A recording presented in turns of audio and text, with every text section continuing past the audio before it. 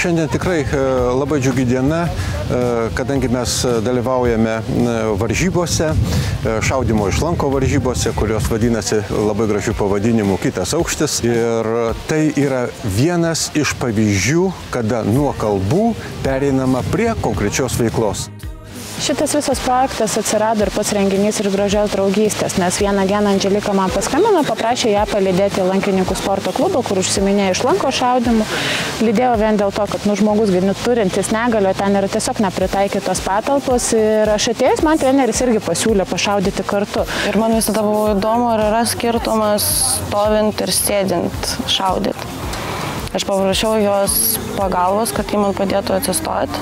Aišku, buvo sunku, nes vieną koją tikrai turėjau būti atsirėmus, o kitą šalia ir visas kūnas toks debantis.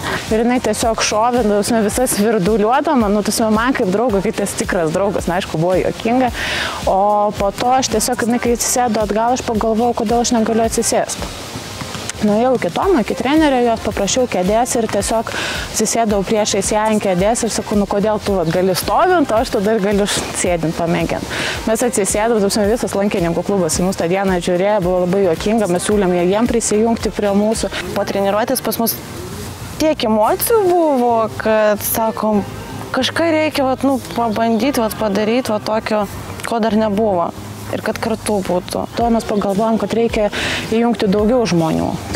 Ne kiekvienas turi draugą, kuris yra vežimėlė, ne kiekvienas turi draugą, kuris užsijama kažkokiu tai sportu arba aktyviai laiką leidžia. Tai mes pagalvojom, kad reikia tai parodyti. Kai mane pakvietė dalyvauti, aš šiek tiek dvejojau, nes galvoju, gali būti per daug veiklos, kai aš anksčiau taip nedalyvaudavau visur. Bet įkalbėjo, pats irgi nusprendžiau pabandyti tai ir aš čia labai patenkintas. Manau, kad tai bus pirmas žingsnis, kad aš pradėsiu sportuoti